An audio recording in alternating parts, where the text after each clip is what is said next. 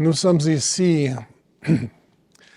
bien à l'intérieur de la cathédrale et on voit la verticalité de l'architecture gothique avec arche après arche qui entraîne les yeux et l'âme vers le ciel. Ces églises ont été construites pour l'adoration, pas tellement pour la prédication de la parole. Et c'est pour ça que dans beaucoup de ces églises, on a la chaire principale, et c'est de là où Calvin a prêché dans cette chaire même, tous les dimanches. Et on a une sorte de toiture en bois au-dessus du prédicateur, et en français on l'appelle un abat-voix, parce que cette toiture abat les vagues de son qui montent toujours. Comme ça, les vagues sont abattues vers le bas. Et les paroles deviennent un peu plus compréhensibles comme ça.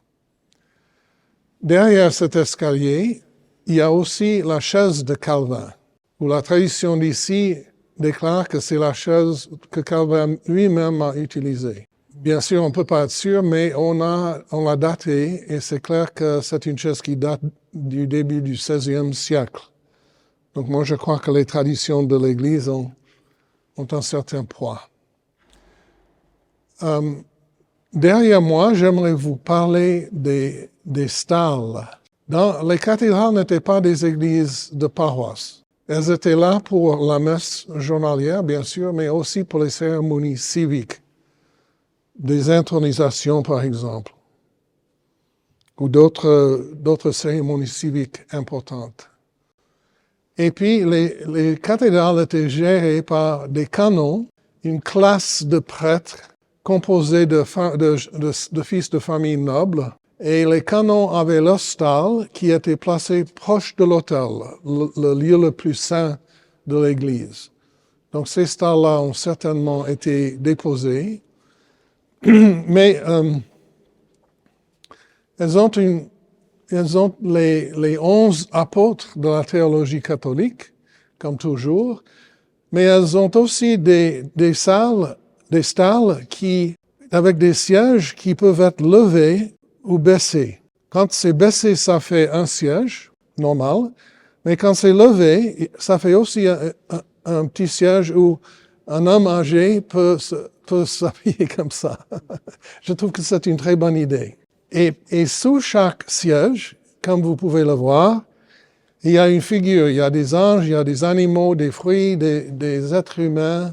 Et on nous disait qu'on donnait aux apprentis de faire ces sculptures-là, et les maîtres faisaient les plus visibles, les plus fines en haut. Il y en a de ces stalles qui sont très belles. Celles de la cathédrale de Lausanne sont encore plus fines.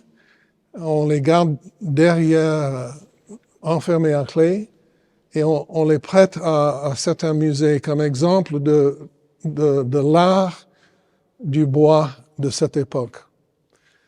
Alors, comment faire un objet en bois qui va glorifier le Seigneur pendant les siècles? J'ai entendu ça en France, je vous livre le secret. Il faut prendre un bois très dur, comme le chêne ici, au nord des Alpes, le tremper dans l'eau salée jusqu'à ce que les molécules soient dures comme le fer. Et puis, le hic, c'est que ce processus dure 100 ans. Donc, tu dois être sûr que dans ta communauté, avec ce beau bois en eau salée, on va continuer à garder l'eau remplie dans les bassins. Parce que si l'eau s'évapore, le bois va fissurer et ton projet est fini. L'autre chose que tu dois croire, c'est qu'à la fin de 100 ans, il y ait des artisans capables de faire une œuvre d'art comme celle-ci. Donc, c'est un projet par lequel tu déclares ta foi dans ta communauté pour des générations, même des siècles à venir.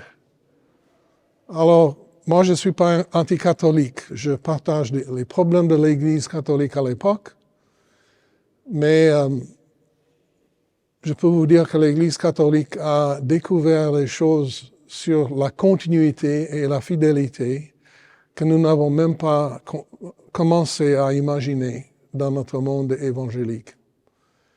Il y a quelques années, on vient de célébrer 1500 ans de louange perpétuelle à l'abbaye de Saint-Maurice, à l'autre bout du lac, où c'est le martyr de la Légion thébaine, ces Égyptiens coptes, les chrétiens coptes qui sont venus, qui ont été envoyés en Suisse, qui ont refusé de mettre à mort des chrétiens en révolte contre Rome, qui ont été décimés encore et puis mis à mort jusqu'au dernier homme pour respecter leur croyance en Jésus-Christ.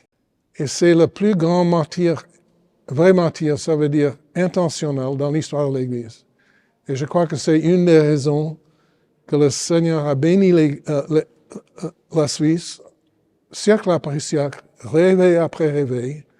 On dit ici que c'est le pays des montres neuves et de vieux réveils, mais ça se répète dans chaque siècle. C'est à cause du sang des martyrs égyptiens, coptes, qui était versé à Saint-Maurice.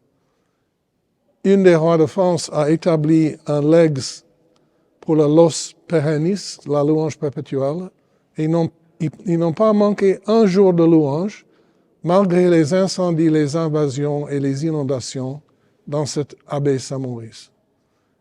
Et ils ont maintenant un abbé charismatique, et le pape est venu pour fêter cet anniversaire.